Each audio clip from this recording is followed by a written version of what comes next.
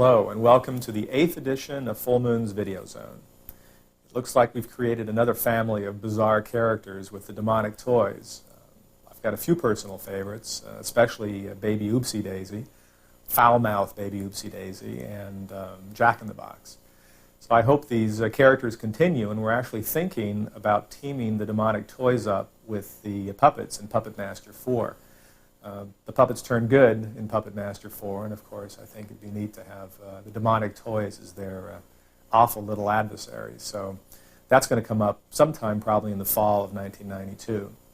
We're currently shooting Dr. Mordred, which is really pretty spectacular. Jeffrey Combs is starring, and it deals with the exploits of a warlock, a good magician, much like Mandrake the Magician and Doctor Strange, and he fights things not only here on Earth, but a really strong enemy in another dimension. What's really exciting about Mordred is our association again with David Allen. We have two huge dinosaur skeletons doing battle that are brought to life by Mordred on one hand and an evil warlock on the other. And much like Jason and the Argonauts by Ray Harryhausen, these skeletons do battle, and the scene should be pretty unique and exciting. We've just completed principal photography on Seed People, which is similar in a way of Invaders from Mars and Invasion of the Body Snatchers. It uses a technology called morphine, which of course I'm sure you've all seen now, not only in Terminator 2, but some of the really great effects on Michael Jackson's latest rock video, Black and White. I don't want to give away too much of the story, but needless to say, these seed creatures become seed people, and no one knows who's who, and I think the picture's going to be very effective. We also just finished shooting a film called Bad Channels, and Bad Channels is really a bizarre collection of new ideas, rock videos. It stars Martha Quinn from MTV, amongst many other interesting character actors, but it really involves a bizarre alien from another planet who collects Earth women by shrinking them down to about 12 inches. We're looking forward to making Subspecies 2. That's one of our projects coming up next year. Ted Nicolau's directing again. You know, Ted did the original and went to Romania, but this time he doesn't have as far to go. Subspecies 2 takes place in San Francisco, in Chinatown. Radu, what's left of him, as well as the subspecies and the other principal characters, will all be in this vampire tale. Our biggest production for 1992 is Robot Wars. After doing a film called Robot Jocks a few years ago at the end of my tenure at Empire, I've always wanted to do another picture in that vein, do it better, with a better story and the same great robot technology created by David Allen. In this particular film, a robot runs amok and begins to destroy a small town, and of course a good robot's got to come in, always piloted by a human being. We're, as we speak, creating some incredible new robots and tricks to make sure that Robot Wars is really the best of the robot films to date. Full Moon has put 9 pictures in the can in 1991. It's been a literal production blur, and we plan to do one better next year and make 10 feature films in 92. That's as many as we can make. I'm glad you guys are all enjoying them. We love receiving the letters, and I'll see you on the next edition of Video Zone.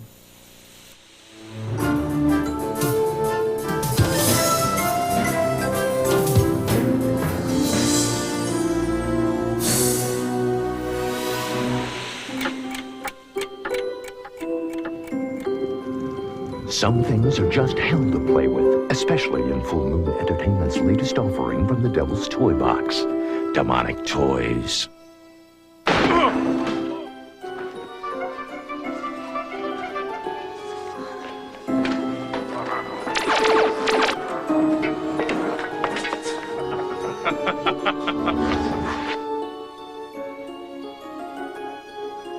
Although Demonic Toys is director Peter Manoogian's first film for Full Moon, he has a long history with Mr. Full Moon, Charles Band. All the films I've directed are films I've done with Charlie, really. So The Eliminators, Enemy Territory, the third one was Arena. They were all done with Charlie. They're all, well, they're different, actually. I'm pleased that they're different. Cut! Wake up! Very nice. It's like an ensemble cast. They all are so good and they work so well together that I really think that you can't help but get caught up in the story and the plight of these people. There's no way out of here till the morning. But we can't wait till the morning. That thing's getting stronger by the minute. Tracy Scoggins of Dynasty fame plays Judith Gray, a courageous policewoman whom is about to give birth to a little devil. When I read the script, I thought, now how is a teddy bear going to scare anybody? How's a Jack-in-the-Box going to scare anybody? And after I saw the toys, I had nightmares about them that night. They really do the trick. I like scary movies. I like science fiction type movies, and I go to them. And I think this is a winner. Besides working with killer toys, Bentley Mitchum, he's Robert Mitchum's grandson, had some fun working on demonic toys. Yeah, it's kind of like Puppet Masters meets Child's Play, and they threw in little aspects of The Shining here and there. It's the first movie I've ever got hooked up to a jerk chain, and it pulled me through the air about 10 feet. Felt like I was flying. It was pretty cool. Hi, Mark. Angelic Daniel Cherney plays the evil demon child. Who did he use for his role model? I kind of try to think of my brother, how he is. He's really mean, so I kind of watch what he does and do what he does. Does he now find his own toys scary? The first time I started filming, when I was sleeping in my bed, I have 20,000 stuffed animals all around my bed. You can even ask my dad. I was kind of scared to go to sleep because I was afraid what they'd do. I thought like they'd jump on me or something. But I think it's a pretty rad story. I think it's good. I win. I win. War. William Thorne plays the little angel that saves the day. I'm like this kid. He's like a fairy boy from heaven, and I'm able to control a toy. After working on this film, do his own toys frighten him? Tiny bit. I just stay away from him for like 30 minutes. It's the toys. They're alive. Ellen Dunning plays Anne, the homeless teenager trapped in the toy warehouse. She was terrified by the toys, especially the baby doll. Don't look now! It's like it looks so sweet and innocent when it's just sitting there, and then when it comes to life, it's a whole nother character. It's just so wild and trippy. It's definitely scary. Terrorsome. It's like the toy that lives underneath your bed when you're a little girl. All of a sudden it's coming to life right before your eyes, and you're like, oh my God. It's real. It's really happening. And then you have to go home and forget about it. So They're evil spirits, you know. I don't believe in evil spirits. Well, you better. Another toy that looks so sweet and innocent is a little teddy bear. But teddy bears don't stay sweet for long in full moon films. And inside our teddy bear is a giant teddy bear killing to get out. And inside the giant killer bear is special effects actor Mike Deek. What we're doing right now is I have to get into the suit. And in order to do that, we're just powdering it up there so it slides in real nice. And after a few hours on the hot set, it smells a little better than it would otherwise. The fur is all synthetic. No animals have been killed for the fabrication of this suit. Well, there's a spandex bodysuit underneath this whole thing. And it's covered with foam latex and foam pieces to make the muscle and the various mutated skin area. In special effects creatures, two heads are often better than one. This one here is a stunt head. It's hollow rubber, so that when Mike's head goes up against the wall or something, the padding will protect him and everything. This one inside here has a fiberglass underskull and some mechanics in it. The jaw will open and close when Mike opens his jaw. Does anybody know where they're actually shooting right now? One of the brightest stars of demonic toys is special effects wizard John Buechler, who created and designed the little monsters. Is it a coincidence that his creations resemble their master? I'm often accused of making creatures with big brows because I have a massive brow myself. And I think if you look at Baby Oopsie, there's a rather intense brow there. Mr. Clown has a rather intense brow, and Teddy Bear doesn't have a little brow either. What we utilized here is a technology whereby we can very simply articulate the features through little hand controls. It's also operated from inside like a hand puppet. It sort of looks a little bit like Jack Nicholson, doesn't it? Wait till they get a load of me. Another little character in the show is the Jack-in-the-Box. very demented little kind of guy. And again, we're using a very simple technology, Stone Age technology. The puppet is articulated with a hand and an arm. But Bert and Ernie never looked like this. These weren't simply creatures. These were characters that required performance, and performance gives life.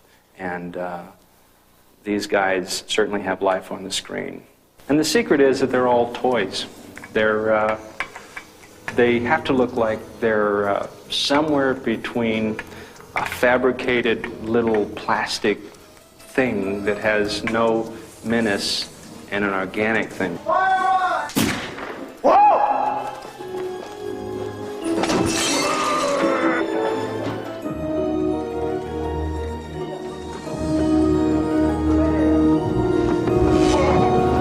Demonic toys. Playtime will never be safe again. From Full Moon Entertainment.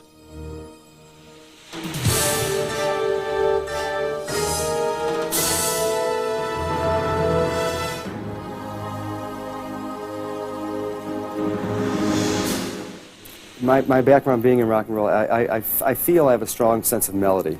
And melody works in a film score the same way that it works in a rock tune, is that it pushes the film along the same way that a melody in a rock tune actually pushes the song along. So I feel that that's why I like to give a lot of these rock guys a break, because they're so melody conscious. A score is like a series of songs. It's 2 or 3 different themes that reoccur through the film. And a lot of these rock guys know, as the same way they write an album, that they can write these scores for these films, and it works. Bad Channels is a real fun project. We're just half wrapping up the feature music now, and the biggest challenge was actually finding the groups, finding 3 groups from total different areas of music who fit the qualifications, that they were very visually interesting, they had something to say in their music, and also the music itself fit different formats of radio. For example, we have Psychotic Symphony, who are like a demented heavy metal devo, and they're what you'd call cutting-edge kind of music. They're out there. I expect them to be a huge band one day. I feel lucky to have them on our soundtrack and in our film. We have a group called Fair Game that has a male lead singer and 4 female backup musicians. Something very, very unique, and I thought that musically and visually, they're a very interesting group, because I've never seen anything like that. And the third band, DMT, which stands for Dracula Milquetoast, is a brand new band out of San Francisco. They have that Seattle kind of a sound. It's like a hard sonic attack. All of our scores are traditional in the sense that we don't do anything way off and wild. There'll be timeless scores. There'll be timeless pieces of music that'll endure over the years and won't seem trendy. For example, we wouldn't use a rap score or a hip-hop score. It's not the kind of business that we're in. We stay traditional, so that what works in 1980 will work in 1990 and the year 2000.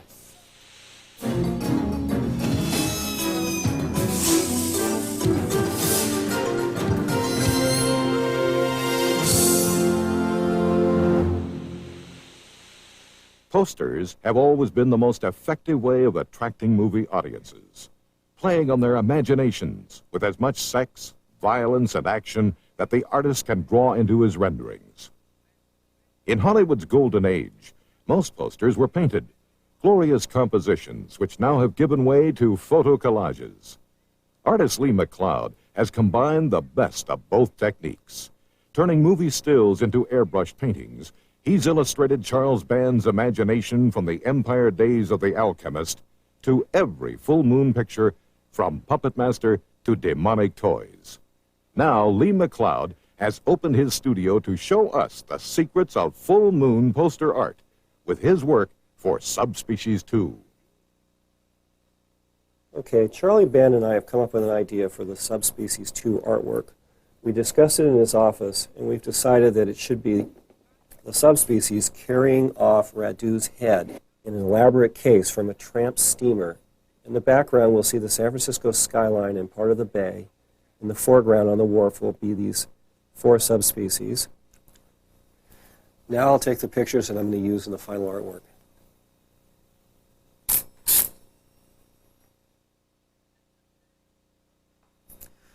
Now that I've gotten the pictures developed, I'm going to put them here in the Artograph.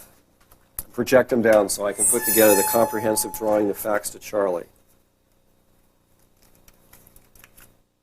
I turn the artograph on here. I turn down the room lights here.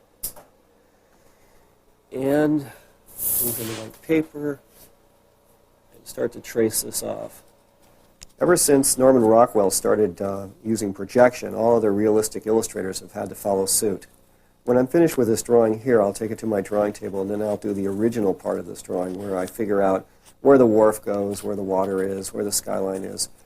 Basically flesh this thing out before I send it over to Charlie Band.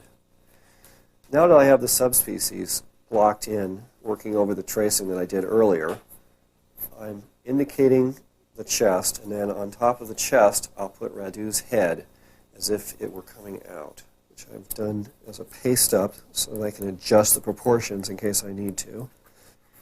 Now I'm going to add the perspective lines in, work up the back part of the pier, figure out where the water's going to go, and then I think I'll run a plank up over here to sort of frame the piece, work the skyline on across.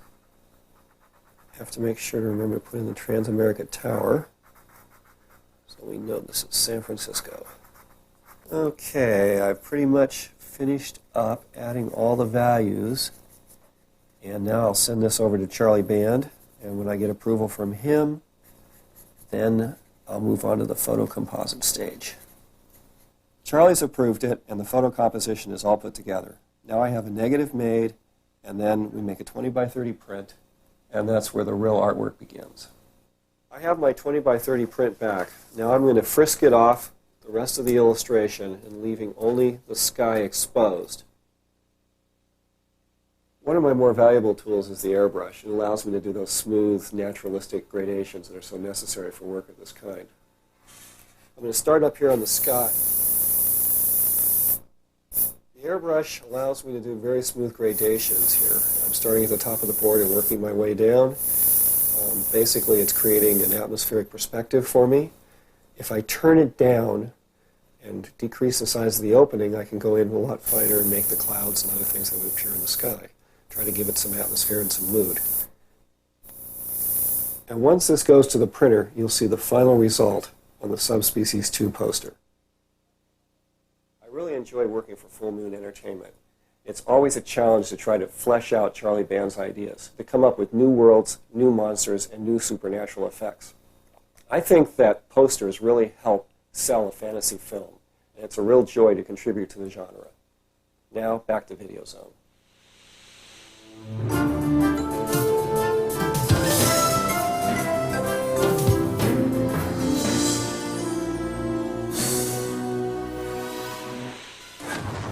The makers of Puppet Master and Reanimator take you to a time of madness. Mercy! Arrest her. An inquisitor's lust, a woman's innocence. His battle for her soul will create evil's ultimate weapon. Look up! The Pit and the Pendulum. No one escaped! No one! The Pit and the Pendulum, now on video cassette from Full Moon Entertainment. In the dark past, humans were their prey. And blood was their life. Now in modern-day Transylvania, eternal evil has reawakened. I'm afraid for you.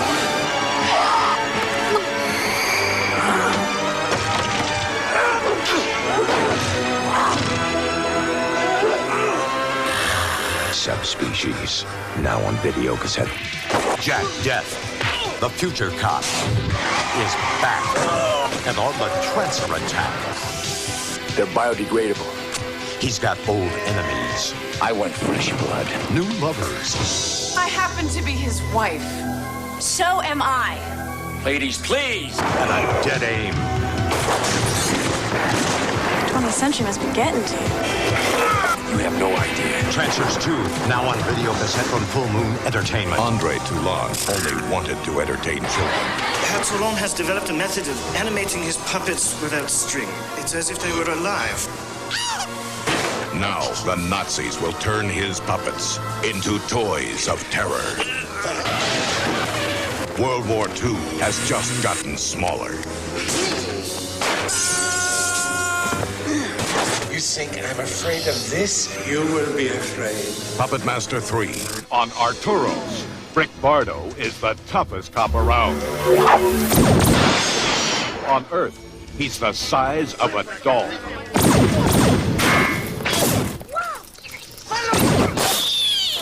Homies together, we're going to war. Are you in the wrong neighborhood? Doll Man, 13 inches, with an attitude. Now on video cassette from Full Moon Entertainment.